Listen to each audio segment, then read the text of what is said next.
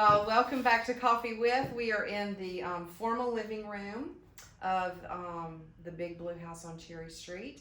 And I will, as you're talking, I'll show people around, but we are this direction. We're actually facing, we're right on Cherry Street. Correct. Actually. And so I'm here with Cindy Thrana. I guess you recognize her by now. She's Yes. she and Pierre are working very hard. But you do take a little break every now and then. We and do. Meet us at Cocktails 101. Yes, we do. Have a drink and laugh a little. We have to. You have to laugh because if you don't, you cry. So you know, of all the stuff you've shown me, I am most excited about the upholstery in this room, and especially that chair. Yeah. Well, so there's a lot going on in here, and a lot that you have planned that is so exciting. And so, take it away.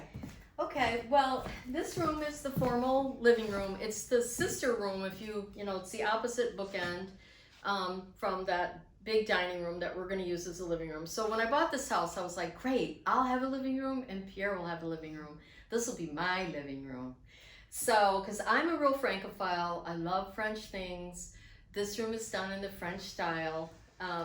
This is a beautiful marble fireplace surround. It did take some damage during Katrina, I believe, when a big oak tree crashed through this room.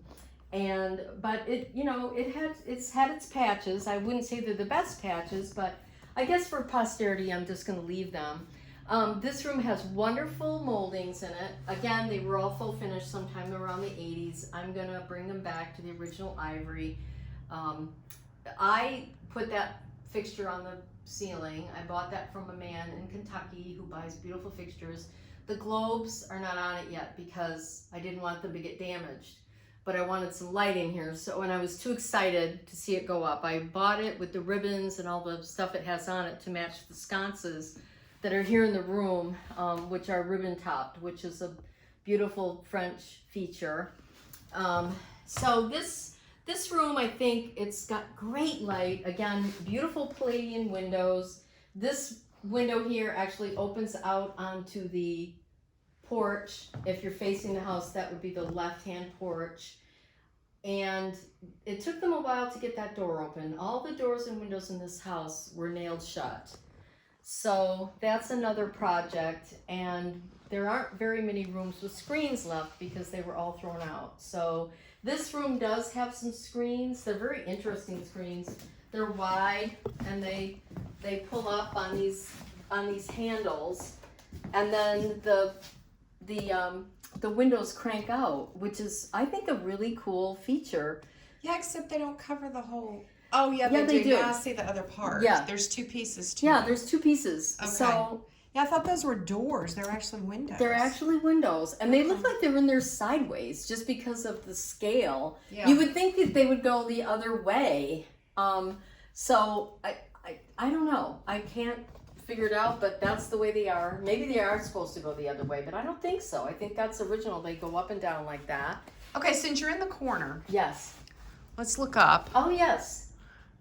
So underneath the plaster, which was skimmed over at a later date, you see the original stenciling that was on the wall in this room that has been unearthed. And you can tell from the type of stencil that's there that it's kind of a deco style, and it was of a metallic gold at one point. It looks almost avocado, but it's not. It was metallic gold.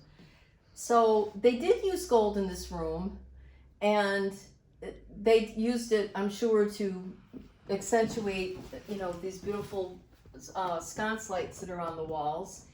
And this room would have had, just beautiful soft lighting at night. And I purchased this mirror. It got a little damaged on the way down, but this came out of a New York apartment of a famous person who was a playwright. And I have his name and everything. So once the house becomes an actual tour house, if I get it to that point, I'll have all my facts and my figures together. Now, when you get it to that point, Cindy? Yeah, when? That's the big question. When? But Robin was talking about some of my furniture and things, and I'll just show you some things. As I was Before you do that, can we just talk one more thing about the wall? Sure. If you could pull this chair out. I just saw something I haven't noticed before the several times that I've been in here. is that there's wood paneling here. Yeah, this is all wainscoted paneling, and at some point it was painted and it had a faux finish glaze put on it.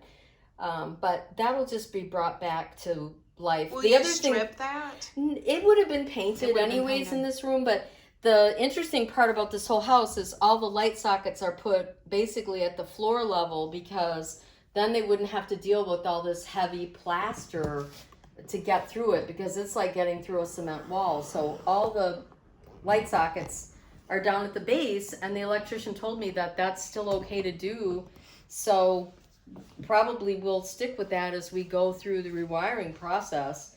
But it is a little odd. And that's where you'll see some really strange, when we do other rooms, it's dark, that's a dark socket, where you'll see that the sockets are like a very strange configuration. Yeah. And so, yes, they had many different. I've never noticed that wood. It's Yeah, unfortunately really in all pretty. these rooms, since there's a lot of rooms that are not able to be inhabited, and you can't put your kitchen stuff away, and you can't set up a bedroom, and you can't, stuff is stacked. Yeah. And so a lot of the chairs and things that are in this room will actually disperse to other parts of the house. other parts of the house. But Okay, now I interrupted you, so get back to. okay, so Robin was excited about this particular chair. I didn't buy them together, but it's a good match to that sofa that's in the back.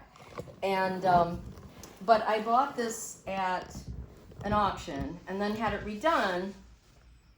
And I picked this fabric because of the homage to the South and the egrets, and just this little bit of pink that's in it, because I knew that this lady loved pink. So I'm, with the pink and the blue, not to make it look like, Holly Hobby, I'm adding these touches, these little homages. But that's to really her. not so much pink as Exactly. it is a soft coral. Like a salmon. Yes. Yeah. Yes. So even this other chair. I just love that fabric. That's next to it. Yes. I guess I shouldn't have covered it for the viewers, but even this other chair that's next to it is, they're just two side chairs that I had, and I had them recovered in a fabric that's called lapis.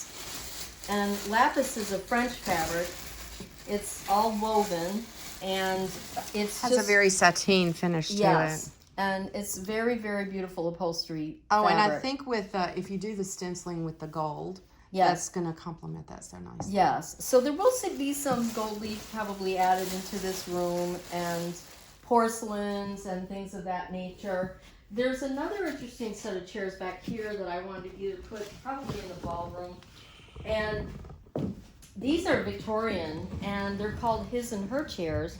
One has arms, one does not. These are called ribbon back chairs. These are all carved.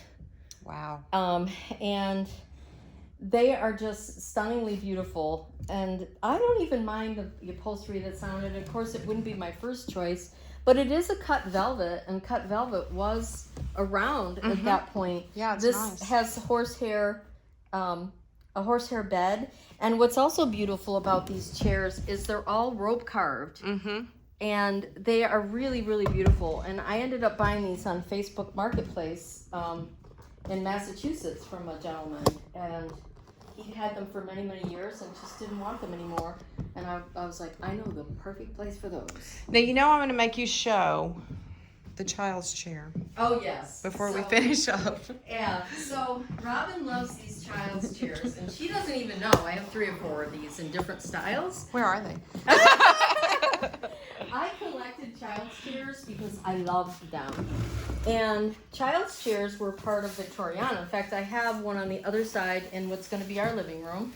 And of course, I've just been piling cushions and things in here. This is a child's chair. It was a girl's chair. And it's